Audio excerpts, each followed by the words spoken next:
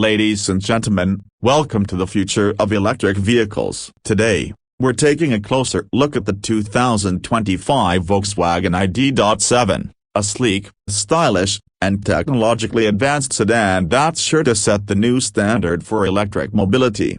Exterior design. Narrator. The ID.7 is the latest addition to Volkswagen's growing lineup of ID electric vehicles. It's a spacious and elegant sedan that boasts a drag coefficient of just 0.23, making it one of the most aerodynamic cars on the market. This sleek design not only looks great, but it also helps to improve the car's range and efficiency. Interior features. The ID.7's interior is just as impressive as its exterior. It's a minimalist and clutter-free space that's designed to provide the ultimate in comfort and convenience. The car features a massive 15-inch touchscreen infotainment system, a panoramic glass roof, and heated and cooled seats. It also comes standard with a host of driver assistance features, including adaptive cruise control, lane departure warning, and blind spot monitoring.